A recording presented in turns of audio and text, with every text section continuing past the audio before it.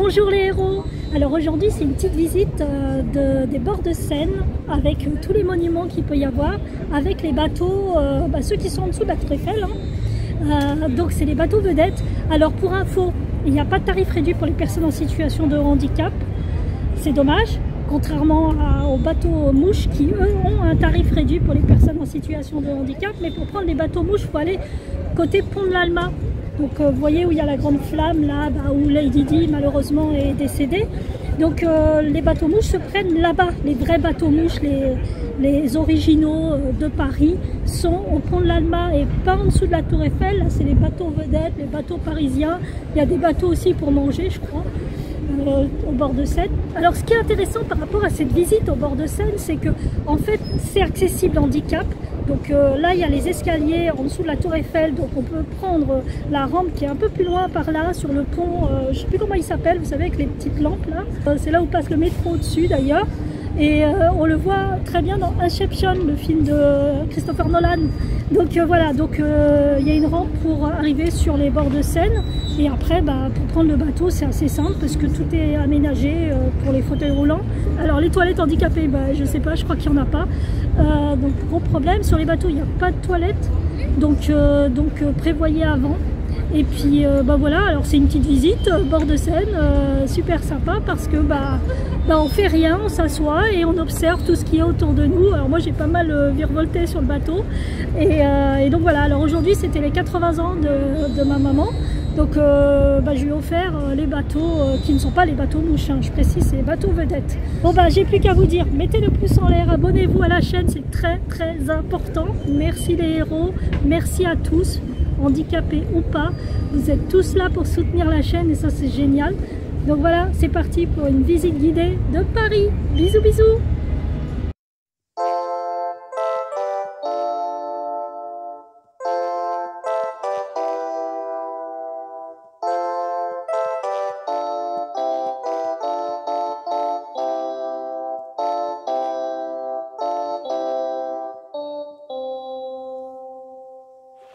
Je vais vous conter quelques histoires au fil de l'eau.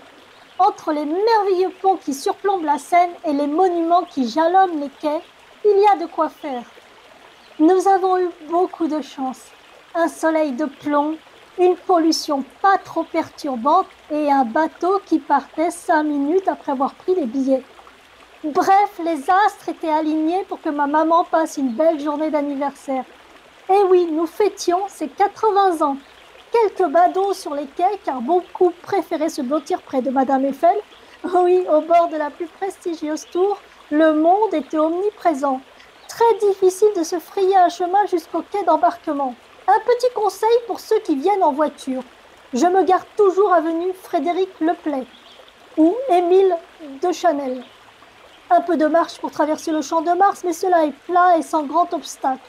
Hormis, bien entendu, les escaliers pour descendre sur les quais. Pour ceux en fauteuil, il vaut mieux se garer près du pont Biraken pour descendre sur les quais par la rampe. Et oui, à cet endroit-là, il y a vraiment une rampe, c'est assez simple. Vous pouvez aussi tenter le bus, mais je ne peux pas vous assurer qu'il soit pourvu d'une rampe d'accès ni que le bus ne sera pas bondé. Les transports en commun en Île-de-France ne sont pas vraiment adaptés. C'est même une catastrophe pour les personnes en fauteuil roulant ou même ceux qui ont des difficultés à monter les marches. Enfin, de toute façon, je ne vous apprends rien là-dessus. La Seine est un fleuve de plus de 770 km qui prend sa source sur le plateau de Langres à Source-Seine en Côte d'Or. Elle se jette dans la Manche en passant par Rouen et Le Havre, et bien sûr Paris, bien avant. Bref, il en fait des kilomètres ce monsieur.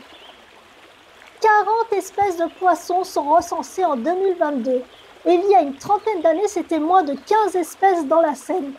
Autant dire que le fleuve se porte mieux. Mais sûrement pas assez pour que les athlètes de la natation fassent un 100 mètres dans ces eaux. Si, ils avaient prévu qu'ils nagent dans la Seine pour les JO de 2024. La Seine est moins polluée, mais il ne faut tout de même pas exagérer. Enfin, on verra ça l'année prochaine. On embarque et on passe sous le pont d'Iéna, inauguré en 1814 par Napoléon, premier du nom. Il est baptisé à la gloire de la bataille et la victoire d'Iéna en Allemagne de 1806. Cette célèbre bataille verra s'affronter les forces prussiennes aux armées napoléoniennes.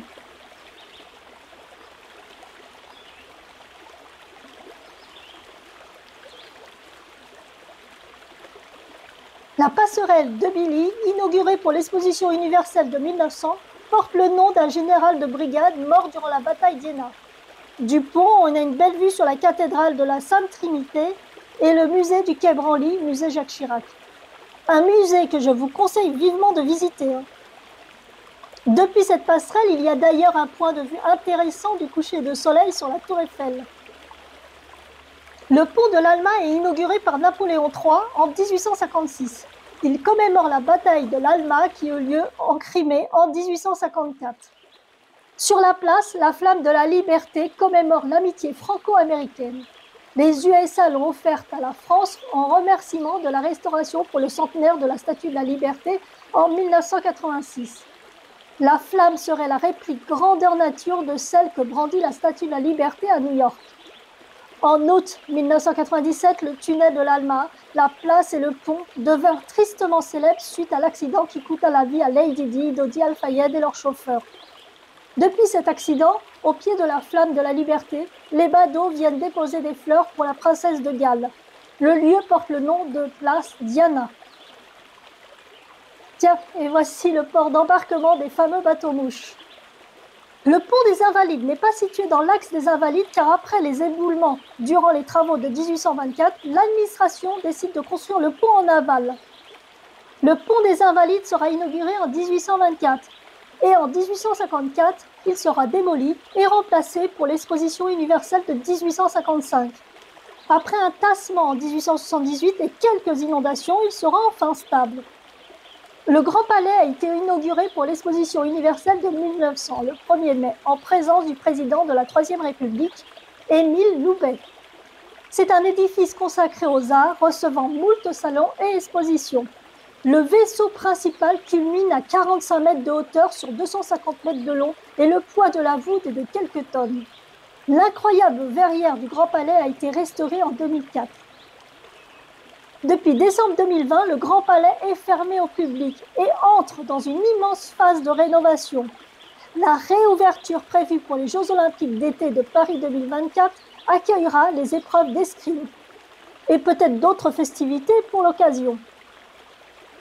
Le pont Alexandre III, qui lui est bien dans l'axe des Invalides, fut construit pour sceller l'amitié entre la Russie et la France. La construction commença en 1896 sous le regard du tsar Nicolas II et du président Félix Faure et s'acheva 4 ans plus tard pour l'exposition universelle de 1900. D'ailleurs, Nicolas III y assista. Ma maman adore ce pont, et pour cause, n'est-il pas majestueux avec ses tours où se trouvent 4 Pégases accompagnés de leur déesse ou de leur dieu de la mythologie grecque? Ce sont des statues de bronze recouvertes de feuilles d'or. De plus, c'est une prouesse d'avoir construit le pont avec une seule arche. 107 mètres de long tout de même et 45 mètres de large. Sa longueur totale est de 160 mètres. Il est, depuis 1975, classé au monument historique.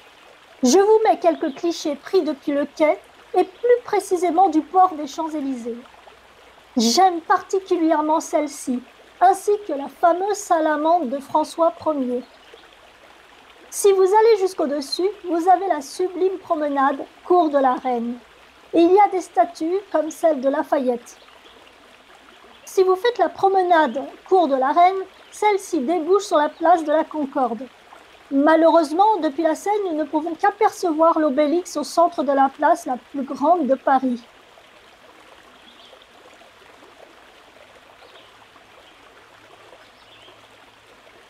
Nous ne pouvons pas contempler depuis la Seine l'avenue des Champs-Élysées qui termine son parcours au centre de cette place. Je vous laisse admirer les clichés que j'ai pris de cette gigantesque avenue, des jardins qui la bordent et de la place de la Concorde.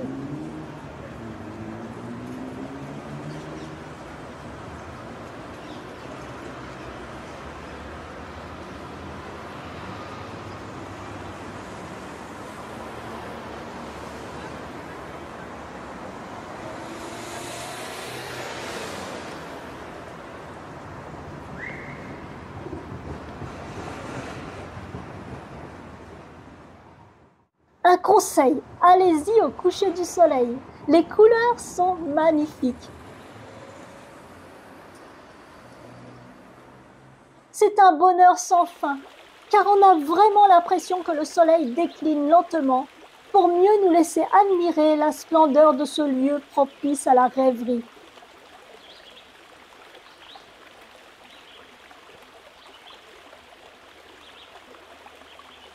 Toujours en parallèle de la Seine que nous remontons depuis le pont de la Concorde jusqu'au pont Royal en passant par la passerelle Léopold-Sédar-Senghor, nous entrons dans le jardin des Tuileries, le plus ancien jardin à la française de Paris, où nous pouvons admirer de nombreuses statues, des bassins, le musée de l'orangerie, etc. Enfin, ce jardin vaut le coup d'œil.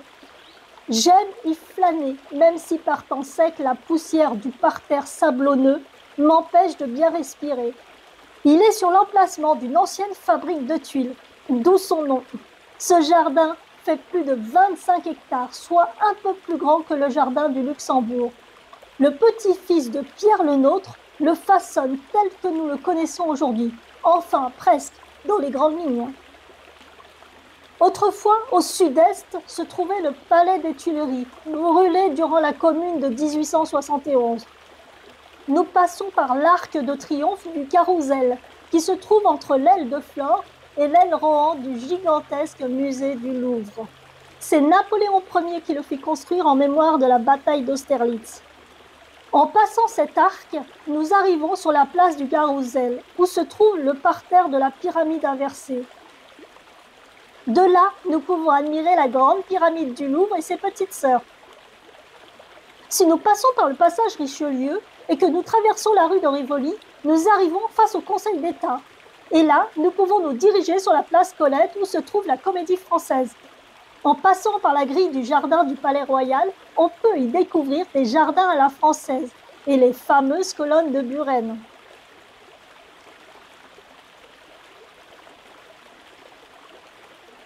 Mais revenons sur la Seine. Nous longeons le quai François Mitterrand. Une vue très intéressante sur l'aile de Flore avec sa porte des Lions et ses sculptures ornant la façade.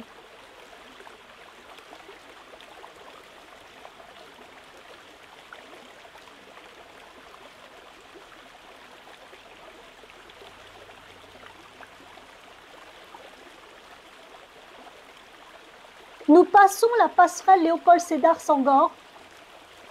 Au premier plan, on découvre le musée de la Légion d'honneur. Au deuxième plan, on peut admirer le superbe musée d'Orsay, renfermant des collections du 19e et 20e siècle. Ce musée est en réalité une ancienne gare. On peut voir sur sa façade les destinations jadis desservies. Dans le film Intouchable, on a une séquence qui se passe sur ce pont.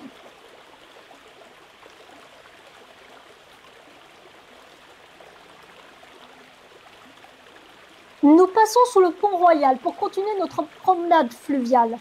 Les ponts et les monuments s'enchaînent. Je ne vais pas vous raconter l'histoire de tous ces ponts, la vidéo durerait plus d'1 heure. Bon, allez, je vais me contenter de vous les citer.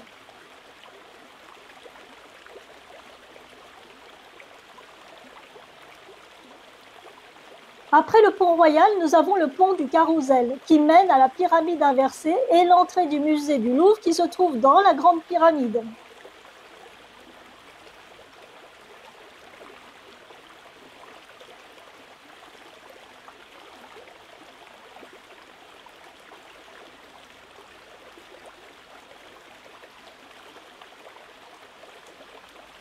Nous croisons un bateau-bus. J'aime bien la forme. On peut bien voir les monuments avec une telle verrière. C'est une bonne manière de circuler d'un point touristique à un autre, car il y a pas mal d'arrêts pour nous permettre de faire une halte et visiter tous les édifices, musées, jardins qui jalonnent le fleuve. Ah, voilà le fameux pont des Arts où les badauds mettent des cadenas pour sceller leur amour. Pour info, nous n'avons pas le droit d'en mettre car cela détériore les balustrades. D'ailleurs, certaines sont tombées à cause de la masse des cadenas. Au deuxième plan, on aperçoit l'Institut de France. Le pont Neuf au premier plan n'est-il pas majestueux? En réalité, il porte très mal son nom, puisqu'il est le plus vieux pont de Paris. Je vous laisse le soin de découvrir par vous-même son histoire. Mais sachez qu'il est depuis 1889 classé aux monuments nationaux et inscrit depuis 1991 au patrimoine mondial de l'UNESCO. La fameuse statue d'Henri IV en son centre semble réellement chevaucher vers la cathédrale Notre-Dame de Paris qui renaît progressivement de ses cendres. L'Institut de France se dresse face à la Seine. Il y a tellement de visites à faire au fil de l'eau. Cette promenade qui ne demande aucun effort me plaît beaucoup. Je regarde le visage de ma maman. Elle est aux anges. Je suis heureuse. Nous passons sur le bras de la Seine de la rive gauche. Je ne peux qu'avoir un pincement au cœur en regardant les boîtes en fer remplies de trésors livresques, car la mairie de Paris a décrété qu'il fallait les déloger pour les JO d'été de 2024, comme si ces boîtes, emblèmes des quais parisiens, n'avaient pas leur place et faisaient tache dans le décor. Quelle ineptie! J'espère qu'on ne pourra pas les déloger, hein. Vraiment, c'est pas sympa ça. Nous pouvons admirer l'édifice qui sert de tribunal correctionnel de Paris. Il ne vaut mieux pas avoir affaire là-bas, hormis pour la visite historique du lieu.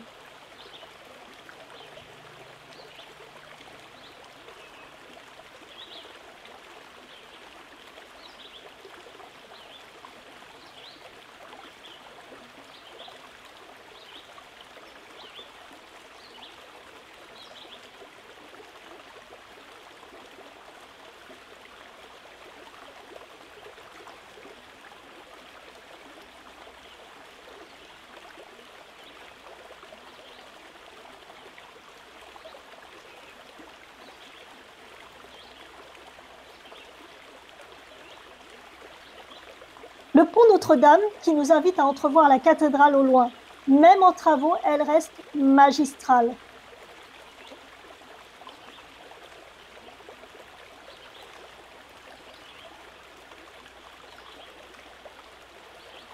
Le petit pont Cardinal Lustiger invite à la visite de la crypte archéologique de l'île de la Cité.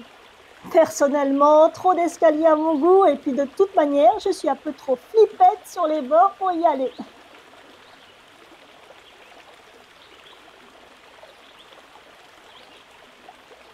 Le pont au double est un de mes préférés. Il semble inviter les badauds à l'emprunter pour jouir d'une vue pittoresque sur la cathédrale. Nous sommes maintenant au cœur de l'île de la Cité, là où Paris est né en l'année 310 de notre ère.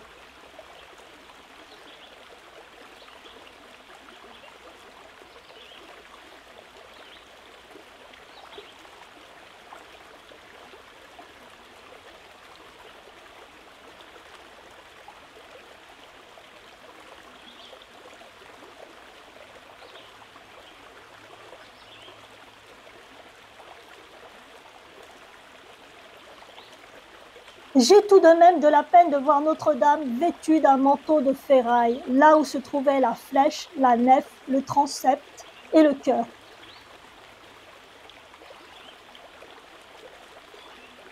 Depuis l'incendie du 15 avril 2019, la cathédrale est fermée au public. Les travaux semblent aller bon train. Espérons que l'ouverture prévue en 2024 aura bien lieu. Peut-être pour les JO, croisons les doigts.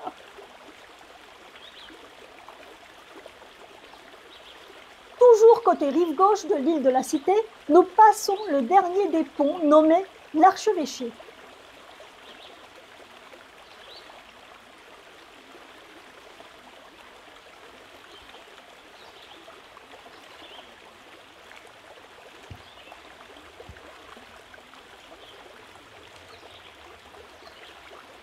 Ah, l'île Saint-Louis, j'ai un beau souvenir d'une soirée dans un café tranquille près du quai de Bourbon. Le pont de la Tournelle, puis le pont de Sully qui traverse l'île Saint-Louis de la rive gauche à la rive droite. Un peu plus loin, nous faisons un demi-tour pour prendre le bras de la Seine côté rive droite. Nous remontons à contre-courant et longeons l'île Saint-Louis côté rive droite.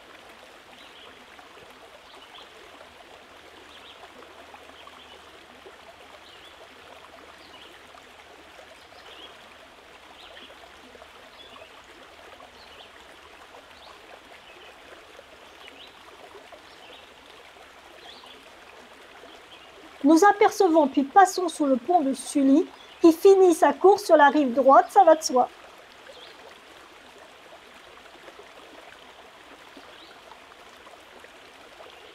L'hôtel Lambert sur le quai d'Anjou est le plus cher des hôtels parisiens puisqu'il a été vendu 200 millions d'euros.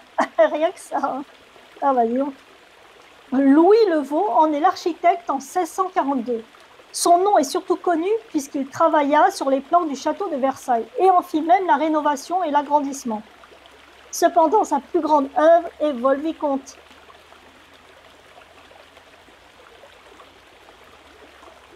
Un pont en particulier retient mon attention.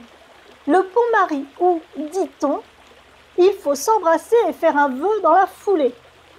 Embrasser, je sais faire. Par contre, je ne vous révélerai pas quel vœu j'ai fait. Le pont Louis-Philippe clôture la rive droite de l'île Saint-Louis.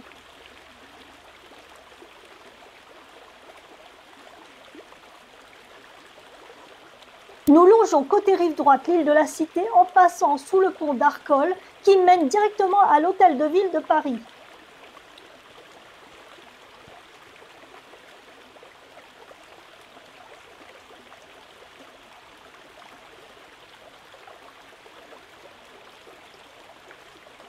Puis s'enchaînent les ponts Notre-Dame et le pont de Change qui se trouvent devant la conciergerie où la reine Marie-Antoinette fut prisonnière très longtemps avant d'être guillotinée.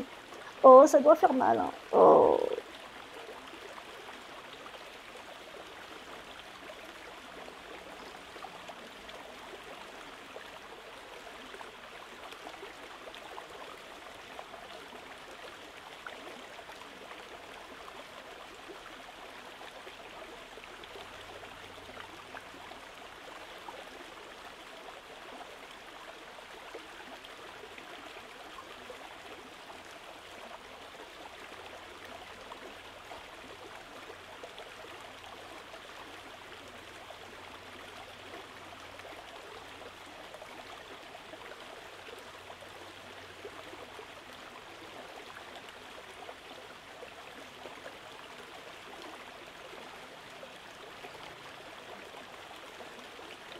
Nous passons par la rive droite du pont Neuf avec en son centre la fameuse statue d'Henri IV sur son fier destrier.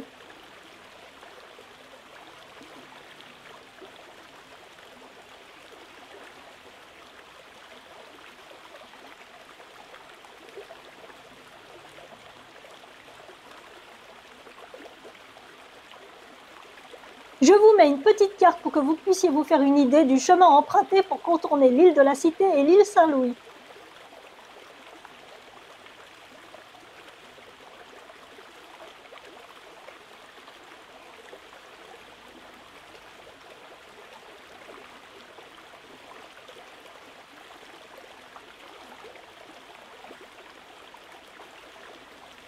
Sereinement et le cœur bien heureux, nous remontons le fleuve jusqu'au quai d'embarquement du pont d'Iéna.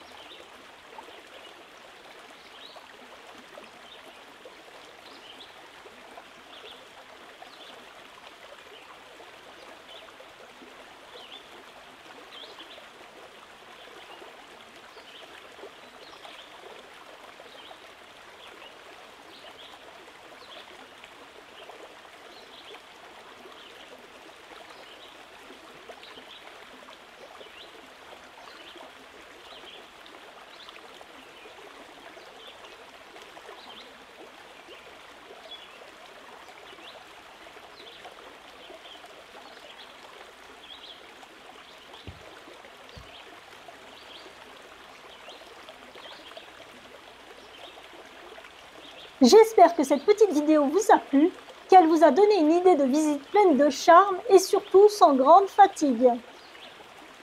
Moi, en tout cas, j'aime toujours autant cette visite poétique et magique sur les flots. Paris est toujours aussi majestueuse sous cet angle.